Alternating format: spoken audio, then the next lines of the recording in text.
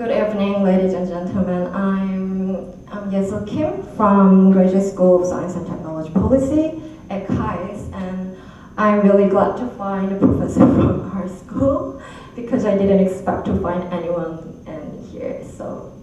And today I want to talk about how science can be a means of public diplomacy for Korea.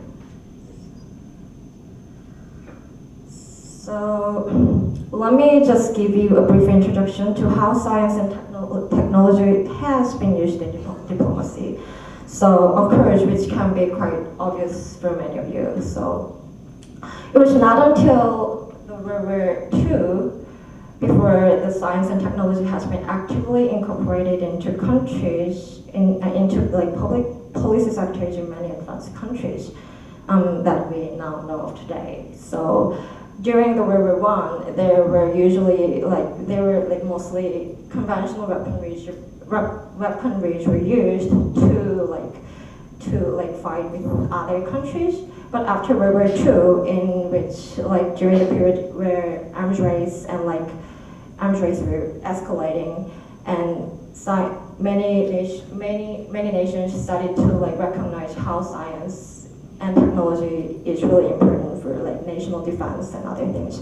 So after World War II ended, during the Cold War, there became established National Science Foundation in the United States, and it was 1950, and at 1960, Vannevar Bush, who was science advisor for the United States government, he published a book which was titled Science: The Endless Frontier, and here he proposed to use science and technology policy for how it can be used in public policy for nations. And in 2016, President Obama and President Xi Jinping, they made an agreement about how they can deal with cyber warfare. Is it just too loud?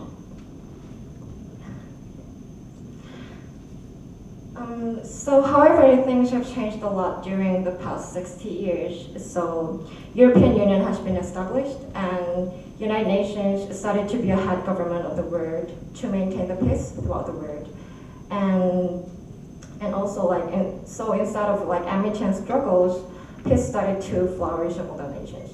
And it became much easier for the people to visit different countries and to communicate with those in different nations. And accidents which happen in one country or even one small town are instantly transferred to the other continents, and only with the time gap of some signals passing through land cables. So we are now living in the world where every one person is literally connected to the rest of the world. And so does science.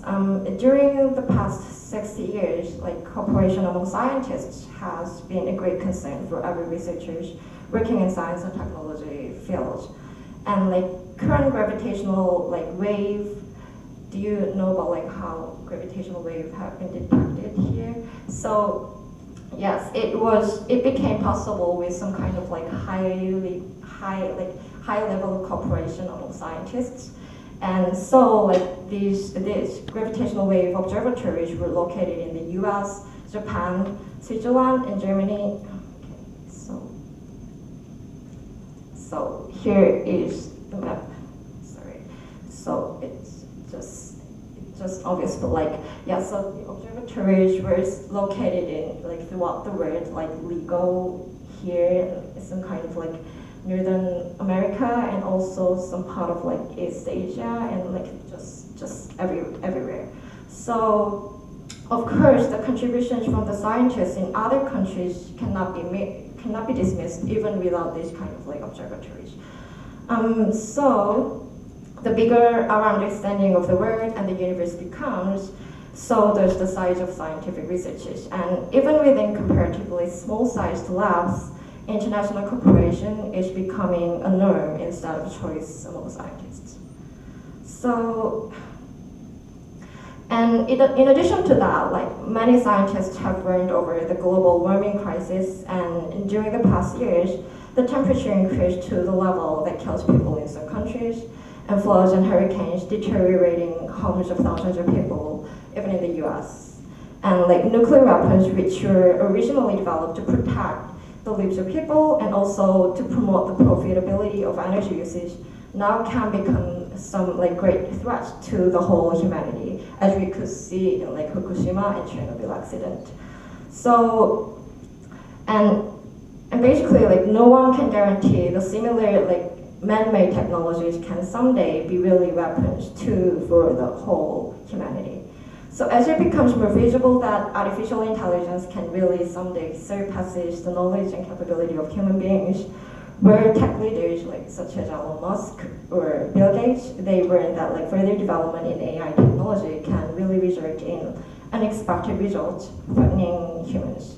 And they also called to stop or just to check some further developing in AI-related technologies. And I just want to make some excuses that you listen to my spoken version instead of just to focus on the presentation. Yes. So here I propose Korea to take an initiative in establishing new governance in this fast-changing science and technology field. And I also believe that this is imperative for the country to be responsible leader, nation, or member country in the international community. And there are several possibilities for the types of institutions. First of all, I propose the country to build an ethical center for emerging technologies. So international community already called for a moratorium or for international protocols to check and assess the development of AI or CRISPR-Cas9, which is genetic modification technology. And also, Japan has proposed to do this, and other countries have shared interest in this field too. And by establishing International Ethical Center for Emerging Technologies, the international community can achieve a binding means to settle down international peace and to conceive safer means to govern the world. And this can particularly be important in public diplomacy, sometimes assisting the underdeveloped countries, sometimes leading and furthering the understanding of the nature, and which can ultimately benefit us, all human beings. And as ethics also change with the advent of its new generation and with the social change and scientific evolution, a Center for Ethical Guidelines for Science and Technology will not only just remain as ethics center, but also a center for contriving new governance of emerging technologies, thus the whole like future world. Okay. So this can also be developed into other institutes for disaster watch and control center.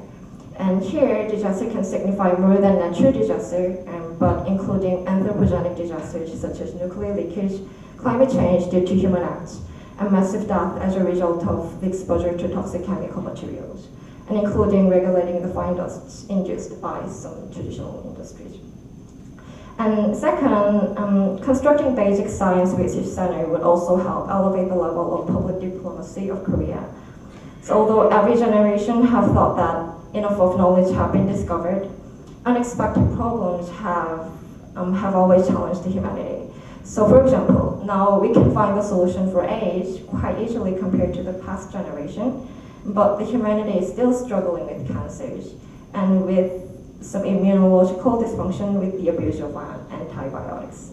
So possible research center can be biological research center for global health promotion, and aerospace research center and agriculture center for revolutionary technologies to improve the quality and quantity of food, and also to check the growing populations of the earth. And these are kind of like, I think it just popped up just this like too long time.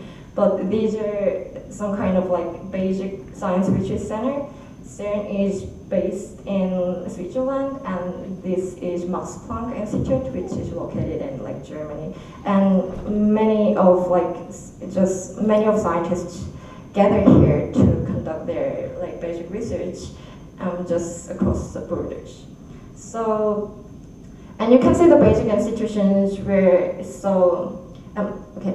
As the discovery of electricity in 1752, Benjamin Franklin wouldn't have imagined that his discovery would have made people to be closer like this. like with the ensuing development and findings which have led to the creation of the internet and like all these digital devices connecting us. So like this, nobody knows how far the discovery of gravitational wave or some CRISPR-Cas9 will shape the world in the future. So, again, what is more important is not just finding a solution for a problem, but establishing a system which can generate like numerous solutions for endlessly ensuing problems. And from this point of view, establishing institutions and selecting qualified personnel and making financial support possible for further research is more important than any other things. And the importance of establishing pivotal science or technology institutes which are filled with the leading scientists in their fields cannot be overemphasized. And also, on top of that, directing these scientific and technological developments toward human-friendly future is the responsibilities of every nation in this era. So we have ICSID and PCIJ or WTO, which all regulate the state-level activities so that the order of the world can be kept and maintained. And thus, establishing regulatory regimes with the establishment of an ethical center and GSIS control center can promote the development of commonly binding protocols among nations.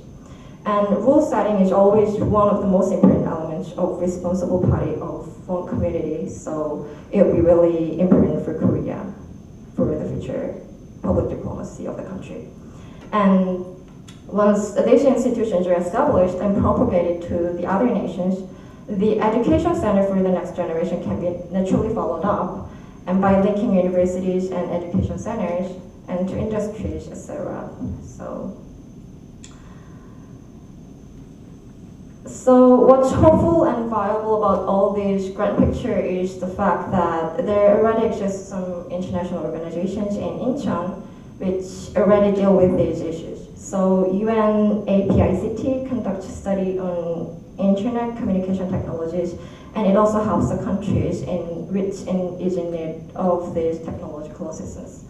And United Nations Office for Sustainable Development, UN Institute for Training and Research, and like United Nations Economic and Social Commission for Asia and the Pacific, they are all located in Incheon, and they are conducting their own like great job here in Korea. However, these are not enough for my thought. So to take bigger responsibility for the world, Korea now can consider establishing like world-leading physics or biomedical center, which is another strength of Korea right now, or biochemical and toxichemical research center here. So again, science and technological development or advancement have made people become more closer to each other, mentally and physically both, and having broadened the knowledge and like mutual understanding. And also, it also brought abundance in using like scarce resources. And above all, science becomes more sizable with the increasing need of cooperative research efforts. And as you can see, and as we can see obviously here in this room, we have now some kind of like close contacts which wouldn't have been possible in the world in the past without some kind of like assistance of scientific development, right? So, and it also says that some thinkers propose that end of nations is coming with this kind of like some deterioration of like barriers between the nations. So